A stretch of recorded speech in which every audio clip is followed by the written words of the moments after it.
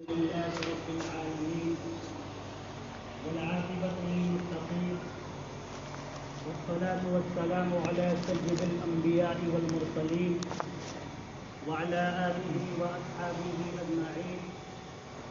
أما بعد، فقد قال الله تبارك وتعالى في القرآن الكريم: أعوذ بالله من الشيطان الرجيم. بسم الله الرحمن الرحيم. إن أول بيت وضع للناس للذي ببكة مباركا وهدى للعالمين فيه آيات بينات مقام إبراهيم ومن دخله كان آمنا ولله على الناس حج البيت من استطاع إليه سبيلا ومن كفر فإن الله غني عن العالمين. صدق الله العظيم. اللهم صل على سيدنا محمد وعلى آل سيدنا محمد وبارك وسلم.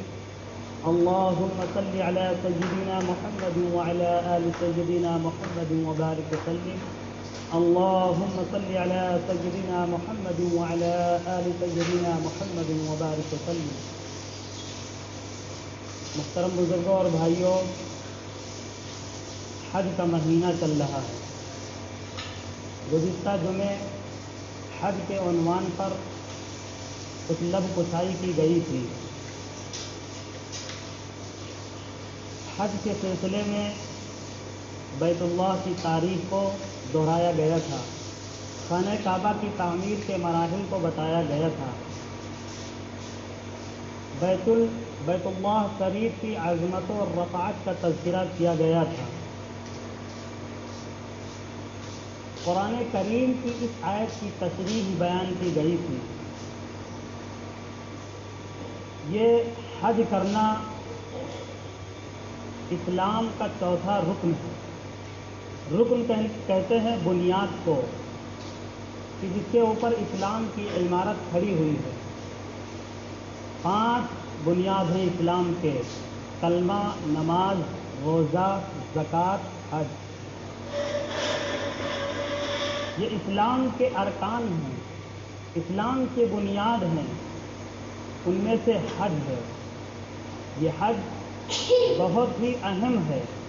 اتنا اہم ہے کہ اللہ تبارک و تعالیٰ نے حج کے نام سے ایک سورت نازل فرما دی، سورہ حج. اور حج کا تذکرہ قرآن کریم کی صورتوں میں، آیتوں میں اللہ تبارک و تعالیٰ نے اتنے اچھے انداز میں بیان فرمایا ہے کہ جب اس کو ترجمے کے ساتھ پڑھا جائے تو دل اچھل پڑتا ہے. اور اللہ تبارک و تعالیٰ کے بیان کی ہوئی چیزوں کو جب دل محسوس کرتا ہے تو ایک الگ کیفیت طاری ہوتی ہے دل پر.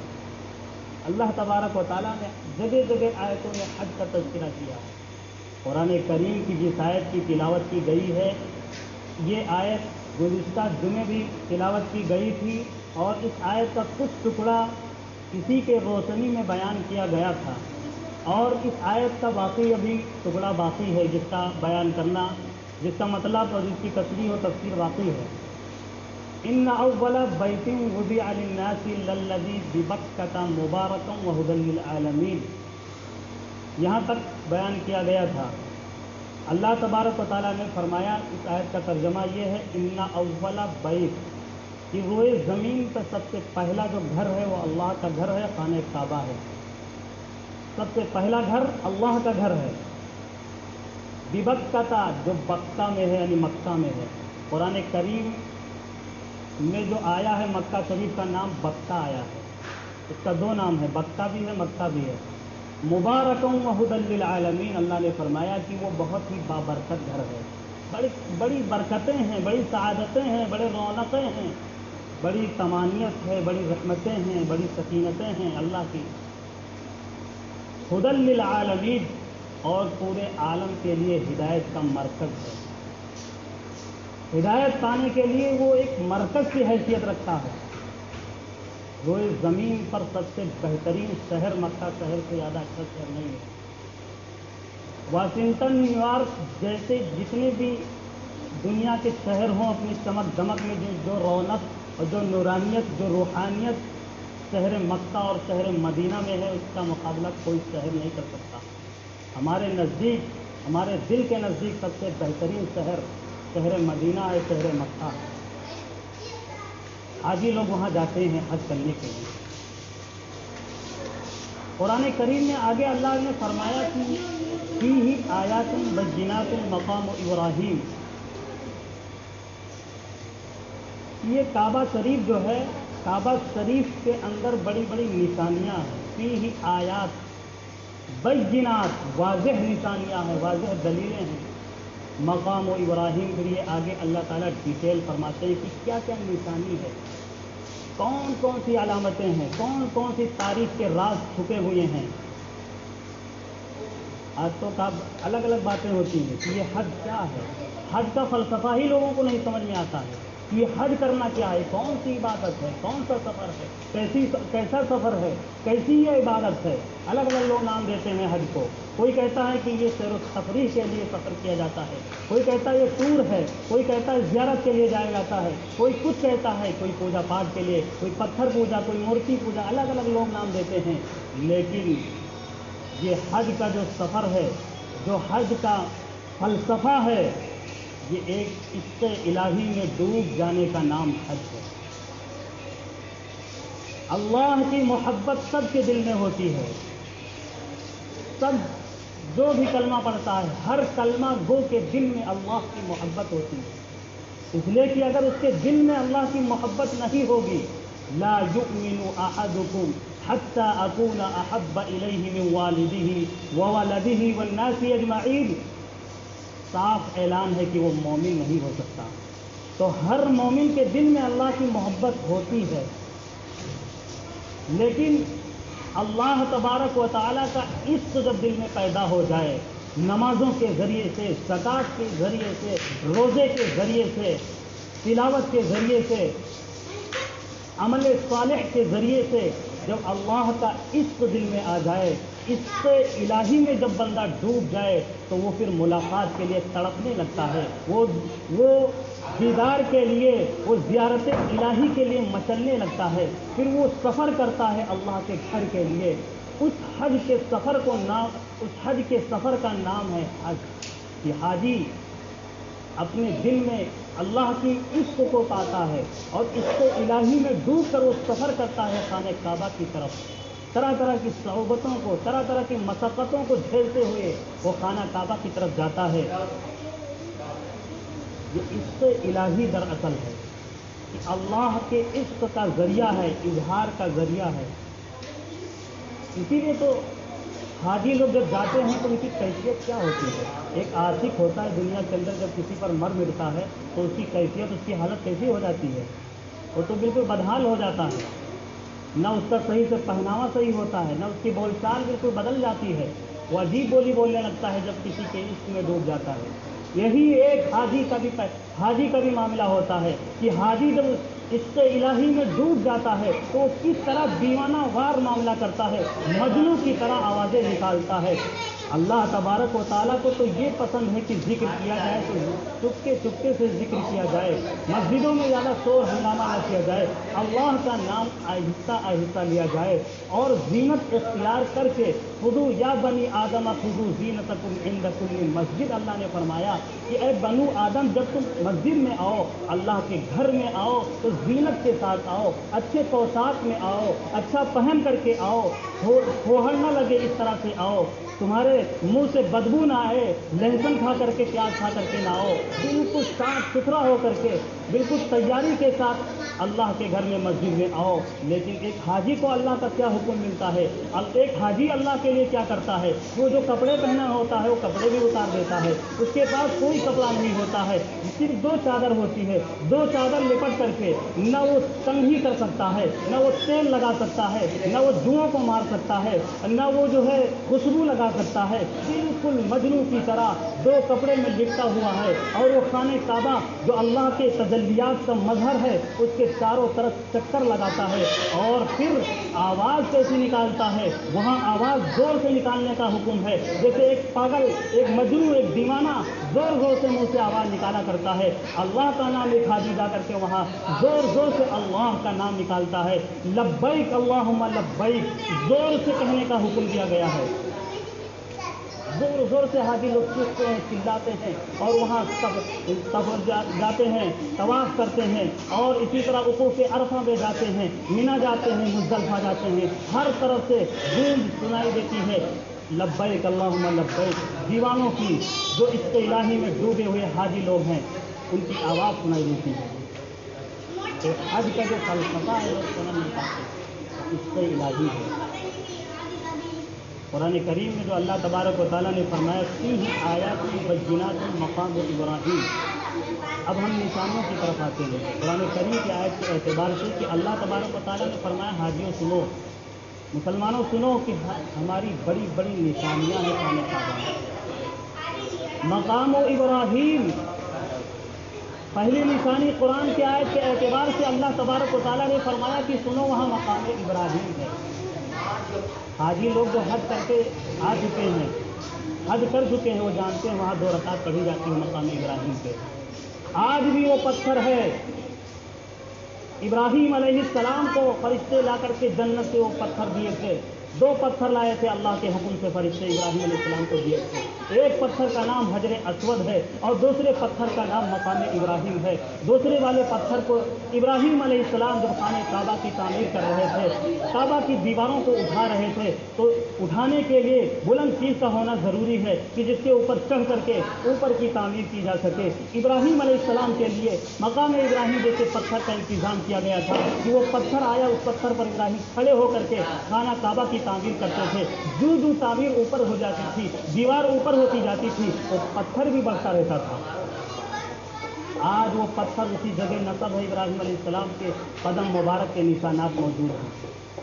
قرآن نے فرمایا کہ یہ نشانی ہے مقام ابراہیم۔ اور دوسرا جو پتھر وہ حجر اسود ہے، حجر اسود کالا پتھر، پہلے کالا نہیں تھا بتایا گیا تھا، وہ دودھ سے زیادہ سفید تھا، لیکن گنہگاروں کے فلٹر کا ذریعہ ہے وہ، جو گنہگار جاتے ہیں، جو گناہوں میں ڈوبے ہوئے جاتے ہیں، جب وہ سونتے ہیں تو وہ پتھر میں وہ سارا جذب ہو جاتا ہے اور صاف ہو جاتے ہیں۔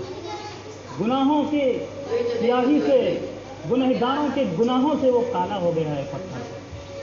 یہ حجر اسود کا واقعہ آیا تھا جب 24 سال کی عمر تھی حضور صلی اللہ علیہ وسلم کے خانہ کعبہ کی تعمیر کی گئی تھی۔ بڑے جھگڑالو لوگ تھے، وہ اسی بات پر جھگڑ پڑے کہ پتھر کون رکھے گا۔ اس وقت سے وہ مقدس مانا جا رہا تھا یہ پتھر۔ جھگڑا اس بات پر ہو گیا کہ پتھر جو ہے ہم رکھیں گے، ہمارے قبیلے برادری کے لوگ رکھیں گے۔ برادری اور قبیلوں میں جھگڑا ہو گیا کہ کون پتھر رکھے گا خانہ کعبہ کی دیوار میں۔ فیصلہ ہوا تھا کہ جب کل جو ہے خانہ کعبہ کے حرم میں جو سب سے پہلے آئے گا، وہ جو فیصلہ کرے گا اس کے فیصلے کو مانا جائے گا۔ جب دیکھا گیا تھا دوسرے دن تو حضور اکرم صلی اللہ علیہ وسلم حرم شریف میں سب سے پہلے تشریف فرما چکے تھے۔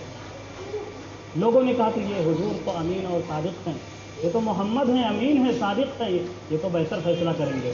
حضور صلی اللہ علیہ وسلم کی عمر 24 سال تھی، فیصل بنایا گیا تھا، اور حضور صلی اللہ علیہ وسلم نے فیصلہ کیا تھا کہ چادر لائی جائے، اور چادر میں اس پتھر کو اپنے مبارک ہاتھ سے رکھا اور پھر قبیلے کے بڑے بڑے سرداروں کو بلایا کہ چاروں طرف سے اس چادر کو پکڑ لی جائے۔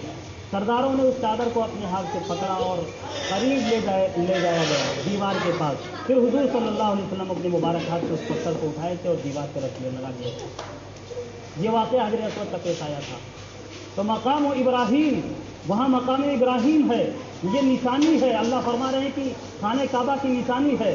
اور ایک بہت بڑی نشانی ہے وَأَذِّن فِي النَّاسِ بِالْحَجِّ يَأْتُوكَ وَطَهِّرْ بَيْتِيَ لِلطَّائِفِينَ وَالْعَاكِفِينَ وَالرُّكَّعِ السُّجُودِ۔ وہ خانہ کعبہ کی تعمیر کر چکے ابراہیم علیہ السلام، تو اللہ کا حکم ہوا وَطَهِّرْ بَيْتِيَ لِلطَّائِفِينَ، ابراہیم اور اسماعیل باپ بیٹے یہ اس کو صاف رکھو، بیتیا میرے گھر کو صاف ستھرا رکھو، للطائفین طواف کرنے والوں کے لیے، والعاکفین یہاں آ کر کے رکنے والوں کے لیے، والرکع السجود اور رکوع اور سجدہ کرنے والوں کے لیے۔ اللہ فرما رہے ہیں کہ ابراہیم اور اسماعیل ہمارے اس گھر کی تعمیر کر چکے ہو، اب اس گھر کی حفاظت بھی کرو، اس لیے کہ اس گھر کے لیے دنیا کے روئے زمین سے، جگہ جگہ سے، چپے چپے سے، شہر شہر سے، قریہ قریہ سے، گاؤں علاقوں سے، دنیا کے ہر خطے سے لوگ آئیں گے اور یہاں رکوع کریں گے، یہاں سجدہ کریں گے، یہاں طواف کریں گے، یہاں تلاوت کریں گے، یہاں جو ہے بیٹھ کر کے ذکر و اذکار کریں گے، یہاں رکے رہیں گے۔ اس لیے ابراہیم اور اسماعیل علیہ अलैहिस्सलाम को हुक्म दिया गया कि इसको साफ सुथरा और इसकी हिफाजत का ख्याल रखें। इब्राहीम अलैहिस्सलाम ने बारगाह इलाही में अर्ज़ किया कि इतने लोग आएंगे, यहाँ पे कोई है भी नहीं, सिर्फ हम दो और हाजरा, 3 मखलूक हैं, कोई मखलूक भी तो नहीं यहाँ है, चटियल मैदान है, सहरा है, घर है आपका, कहाँ से आएंगे, कौन आएगा, कैसे जानेंगे लोग। तो उस वक्त इब्राहीम अलैहिस्सलाम को अल्लाह तबारक व तआला ने हुक्म दिया था, वअज़्ज़िन फिन्नासी बिलहज। इब्राहीम अलैहिस्सलाम को अल्लाह ने हुक्म दिया कि इब्राहीम सफा चोटी पर चढ़ जाओ, पहाड़ के बुलंदी पर, और चढ़ करके हज का ऐलान करो, हाजियों को पुकारो, वअज़्ज़िन फिन्नासी बिलहज्जि यातूका रिजालन, तुम्हारी आवाज़ सारे लोग सुनेंगे, आवाज़ लगाना तुम्हारा काम है, उस आवाज़ को लोगों के रूहों तक, लोगों के दिलो दिमाग तक पहुँचाना हमारा काम है। अल्लाह तबारक व तआला के हुक्म से इब्राहीम अलैहिस्सलाम सफा की चोटी पर चढ़ करके ऐलान किए थे, हज का ऐलान किए थे, हाजियों को पुकारे थे, वअज़्ज़िन फिन्नासी बिलहज्जि यातूका रिजालन व अला कुल्ली ज़ामिरिन यातीना मिन कुल्ली फज्जिन अमीर। कुरान की आयत पुकार रही है और बतला रही है कि जैसे ही आवाज़ इब्राहीम अलैहिस्सलाम ने लगाई, इब्राहीम अलैहिस्सलाम की आवाज़ सारे लोग जो है सुने, जिनके मुक़द्दर में हज करना लिखा हुआ है, उनकी रूहों तक अल्लाह तबारक व तआला ने आवाज़ पहुँचाई और उन्होंने लब्बैक कहा। जिन लोगों की रूहों ने लब्बैक कहा है उनके मुक़द्दर में हज है, वो हज करने जाएंगे, लेकिन जिनकी रूह ने लब्बैक नहीं कहा है, लिखा है कि वो हज करने की सआदत से महरूम रहेंगे। तो ये निशानी है कि अल्लाह तबारक व तआला ने आवाज़ पहुँचाई लोगों तक और लोग उस आवाज़ के ज़रिए से इकट्ठा होना शुरू हो गए। रिजालन व अला कुल्ली ज़ामिर, कुरान की आयत बतला रही है कि पैदल भी लोग हज करने वहाँ पहुँचेंगे और सवारी से सवार होकर के भी लोग हज करने पहुँचेंगे। ये निशानी है, ये एक बहुत बड़ी निशानी है ईमान लाने के लिए। आगे निशानियों को हम देखें तो वहाँ जमजम का कुआं है, कितनी बड़ी निशानी है। जमजम का कुआं, एक जगह से इतना पानी निकल रहा है, जबकि साइंसदां और बड़े बड़े वैज्ञानिक दिमाग रखने वाले फेल हैं, उनका दिमाग ख़त्म हो गया, सोचने पर वो बिल्कुल नष्ट हो गए कि एक जगह से इतने मिक़दार में पानी कैसे निकल सकता है, लेकिन निकल रहा है। ये भी निशानी है अल्लाह की। इस्माइल अलैहिस्सलाम की बरकत का ज़ुहूर है कि उनके पाँव के रगड़ने से वो चश्मा फूटा था, वो चश्मा कई हज़ार साल गुजर गया, आज तक वो चश्मा जारी है। जमजम का कुएं के नाम से जाना जाता है। पिछले सऊदी अरबिया हज कमेटी के बायोडेटा के एतबार से 83 लाख हाजी गए थे हज करने के लिए।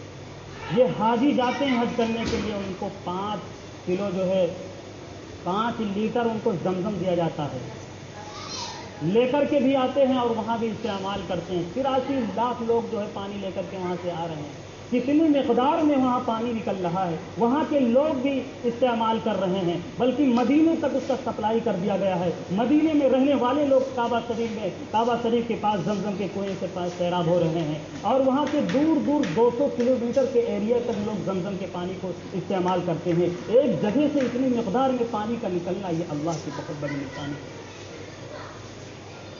एक निशानी ये है कि वहाँ कंकरी जो है, कोई कंकरी उठ जाती है।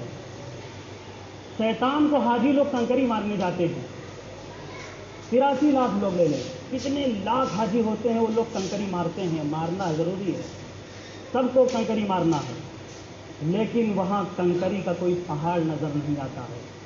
इतने लोग और इतनी कंकरियों को मारे एक जगह से, अगर चने के बराबर भी वो कंकरी हो, लेकिन मुसलसल इतने लोगों के मारने की वजह से वहाँ एक पहाड़ बन जाना चाहिए, टीला बन जाना चाहिए कंकरियों का, लेकिन कोई टीला नहीं होता है। जो लोग बता सकते हैं वहाँ देखते हैं कि वहाँ कोई टीला नहीं होता है। कुछ कंकरियाँ वहाँ पड़ी रहती हैं, वो जेसीबी मशीन से उठा करके उसको फेंक दिया जाता है। और ये भी बहुत ہمارے لیے جو ہے بہت عبرت کا مقام ہے کہ وہ کنکریاں پڑی رہتی ہیں. ان کنکریوں کو بھی وہاں پڑی نہیں رہنا چاہیے، اس لیے کہ حدیث میں اللہ کے رسول صلی اللہ علیہ وسلم نے فرمایا کہ حاجی کے حج قبول ہونے کی نشانی یہ ہے کہ اس حاجی کے ماری ہوئی کنکریاں فرشتے اٹھا لیا کرتے ہیں. جس حاجی کا حج قبول نہیں ہوتا ہے اس کی کنکریوں کو فرشتے نہیں اٹھاتے ہیں، وہاں چھوڑے رکھتے ہیں. آج کتنے لوگوں کا حج نہیں قبول ہوتا ہوگا، اتنی کنکریاں وہاں جمع رہتی ہیں، پہلے اتنا نہیں جمع ہوتی تھی. تو یہ فرشتے کنکریوں کو اٹھا لیتے ہیں. یہ بالکل کتنی بڑی نشانی ہے، واضح نشانی. فیہ آیات بینات مقام ابراہیم ومن دخلہ کان آمنا. اللہ دوسری نشانی فرما رہے ہیں ومن دخلہ کان آمنا، کہ خانہ کعبہ کی نشانی ہے کہ اس کے اندر جو کوئی داخل ہو جائے وہ معمول ہو جاتا ہے، محفوظ ہو جاتا ہے. ہر طرح کا خوف اور ڈر اس کو نہیں ہوتا ہے، وہ کسی طرح سے کسی وحشت اور دہشت میں نہیں ہوتا ہے، وہ معمول محفوظ ہو جاتا ہے، مطمئن ہو جاتا ہے. اور یہ زمانے جاہلیت سے وہاں چلا آ رہا ہے کہ باپ کا قاتل بھی حرم میں اگر نظر آ جاتا تھا تو بیٹا جو ہے اپنے باپ کے بدلے میں اس کو قتل نہیں کرتا تھا، حرم کا لحاظ رکھتے ہوئے. آج بھی یہی حکم ہے، مسئلے کے اعتبار سے شریعت کا یہی حکم ہے کہ کوئی کیسا بھی ہو، کچھ بھی ہو جائے، حرم میں قتال حرام ہے. حرم میں کوئی کسی کو قتل نہیں کر سکتا. وہاں حرم شریف کے اندر جو پہنچ گیا وہ محفوظ ہو گیا، وہ معمول ہو گیا، وہ ہر طرح سے محفوظ ہو گیا. اسی کو فرمایا ومن دخلہ، جو داخل ہو گیا، کان آمنا، وہ معمول ہو گیا. وللہ علی الناس حج البیت. اسی طرح خانہ کعبہ میں جو لوگ حج کرنے جاتے ہیں، ایک بہت بڑی نشانی یہ ہے کہ وہاں سے من نہیں بھرتا ہے. کوئی کہیں چلا جاتا ہے، ایک مرتبہ گیا، دوبارہ اسے کہو نہ بھرنا، نہیں جائیں گے، وہاں تو جا چکے ہیں، دیکھ چکے ہیں وہاں چیزیں. لیکن خانہ کعبہ ایسی جگہ ہے کہ حاجی لوگ کتنے ایسے بھی جو لوگ ہیں جو سعادتوں سے لبریز ہیں کہ ہر سال حج کرنے جاتے ہیں، لیکن پھر بھی ان کا من نہیں بھرتا ہے. ہر حاجی اپنے حج کر لینے کے بعد اس کی دلی خواہش یہ ہوتی ہے کہ پھر اللہ تعالیٰ موقع ملے کہ حج کرنے جائیں. اور یہ بار بار حج کرنا کوئی غلط نہیں ہے. جو یہ کہا جاتا ہے کہ یہ پروپیگنڈا جو پھیلایا جاتا ہے کہ ایک مرتبہ حج کر لیا، دوبارہ حج کرنے کی کیا ضرورت ہے، وہ پیسے وہ رقم کسی غریب کو دے دیں، ایسا کچھ نہیں ہے. بہت سے واقعات ملتے ہیں. حضرت آدم علیہ السلام ہندوستان رہ کر کے 300 حج کیے تھے، 700 عمرہ کیے تھے. کتنے واقعات ہمارے بڑوں کے ملتے ہیں کہ مسلسل حج کرتے تھے. یہ سعادت کی بات ہے، اللہ تبارک و تعالیٰ دے رہے ہیں، اللہ تبارک و تعالیٰ نواز رہے ہیں، وسعت ہے، گنجائش ہے، تو ہمیں بار بار حج کرنا چاہیے، حج کرنے کے لیے جانا چاہیے. اور یہ تصور کرنا غلط ہے، یہ خیال لانا ہی غلط ہے کہ اس پیسے سے غریب کی مدد کر دیں. جو حاجی حج کرنے جاتے ہیں، کیا ہم اس کے بارے میں سوچ سکتے ہیں کہ وہ حاجی جو ہے کسی غریب کا خیال نہیں رکھتا ہوگا؟ ہر حاجی حج بھی کرتا ہے، غریب کا خیال بھی کرتا ہے. تو بار بار حج کرنے کا من کرتا ہے. اس کے اندر مقناطیسیت رکھ دی گئی ہے، کھینچاؤ رکھ دیا گیا ہے کہ بار بار وہاں جانے کا من کرتا ہے. وَلِلَّهِ عَلَى النَّاسِ حِجُّ الْبَيْتِ. آگے اللہ نے فرمایا، اب یہاں سے فرضیت کو اللہ تعالیٰ نے بیان فرمایا کہ یہ حج جو ہے اتنی اہم عبادت ہے اور یہ اس کو فرض کیا گیا ہے. حضور صلی اللہ علیہ وسلم پر جب فرضیت نازل ہوئی 9 ہجری میں، تو صحابہ کرام کو مسجد نبوی میں جمع کر کے فرمایا کہ اللہ کا حکم آیا، حج کرو، حج فرض ہے. وَلِلَّهِ عَلَى النَّاسِ حِجُّ الْبَيْتِ. جو حج بیت اللہ کی استطاعت رکھتے ہیں ان کے اوپر حج کرنا فرض ہے. ایک صحابی رفاعہ نام کے کھڑے ہوئے اور کہنے لگے، اللہ کے رسول، کیا ہمیں ہر سال حج کرنا پڑے گا؟ ہر سال ہمارے اوپر حج فرض ہے؟ حضور کچھ جواب نہیں دیے. اس کے بعد پھر وہ کھڑے ہوئے، پھر یہی پوچھے. بعد میں اللہ کے رسول فرمائے کہ جب کوئی میں حکم سناؤں یا کوئی کچھ بات بتلاؤں تو سوال نہیں کرنا چاہیے. پہلی امتوں نے سوال کر کر کے اپنے اوپر مشکلات کو ڈال دیا. جتنے سوالات کرتے گئے ان کے اوپر مشکلاتیں آتی گئی اور پھر وہ اختلاف میں پڑ گئے. اس لیے تم اختلاف سے بچو، سوالات سے پرہیز کرو. جو میں حکم دوں، جو میں بات بتلاؤں اس کو سن لو، اپنے لیے کافی سمجھو. تو حج کی فرضیت جو نازل ہوئی 9 ہجری میں، یہ حج جو ایک عبادت ہے، اس سے الہی والی عبادت ہے. یہ حاجی جو ہے حج کر لینے سے بالکل گناہوں سے صاف ہو جاتے ہیں. گناہوں سے پاک صاف بڑا ذریعہ ہے حج، پرہیزگاری کا، بچنے کا، گناہوں سے پاک صاف ہونے کا. حج مبرور کے بارے میں بتایا گیا کہ حدیث میں ہے کہ حج مبرور کا بدلہ صرف جنت ہے۔ حج مبرور کہتے ہیں اس حج کو کہ جس حج کے دوران حاجی سے کوئی گناہ نہ ہوئے، اور 3 نشانی ہے حج مبرور کے۔ ایک تو یہ ہے کہ حاجی سے کوئی گناہ حج کے دوران نہ ہوئے، اور دوسری چیز یہ ہے کہ حج کر لینے کے بعد دل سے اس کا میلان، دنیا کی طرف اس کا میلان ختم ہو گیا ہو، دنیاوی جو میلان ہے، دنیاوی اس کے دل سے نکل گئی ہو، اور آخرت کی محبت اس کے دل میں بس گئی ہو، آخرت کا خیال اس کے دل کے اندر آ گیا۔ یہ 3 چیزیں ہیں حج مبرور کی نشانی ہے۔ حج مبرور کے بارے میں فرمایا گیا کہ حج مبرور کا بدلہ صرف جنت ہے۔ گناہوں سے جایا جاتا ہے، کتنے گنہگار ہوتے ہیں وہاں جاتے ہیں، گناہوں سے ڈوبے ہوئے ہوتے ہیں، لیکن وہاں جب طواف کرنا شروع کر دیتے ہیں تو طواف کو بتلایا گیا ہے کہ یہ گنہگاروں کے گناہوں کے دھلنے کی واشنگ مشین ہے۔ جس طرح گندے کپڑے کو واشنگ مشین میں ڈال دیا جاتا ہے تو وہ مشین جو ہے اس کو صاف کر دیتی ہے، اسی طرح یہ چکر لگانا بھی بندے کے حاجی کے دل کو صاف کر کے رکھ دیتا ہے۔ یہ طواف کرنا کتنی بڑی سعادت ہے۔ اور پھر حاجی کے بارے میں ہے کہ حج کی فضیلت میں کتنی بڑی سعادت، کتنی بڑی فضیلت ہے ایک حاجی کے لیے کہ حج کر لینے سے اس کے گناہ ایسے صاف ہو جاتے ہیں گویا کہ وہ آج ہی اپنی ماں کے پیٹ سے پیدا ہوا ہو، پورا گناہوں سے صاف ہو جایا کرتا ہے۔ یہ حج کے فضائل ہیں۔ حج نہ کرنے کی وعیدیں ہیں، کچھ رسومات و خرافات میں وقت پورا ہو گیا، آئندہ بیان کر جائیں گے انشاءاللہ۔ اللہ تبارک و تعالیٰ ہم سب کو کہنے سننے سے کہیں زیادہ عمل کی توفیق نصیب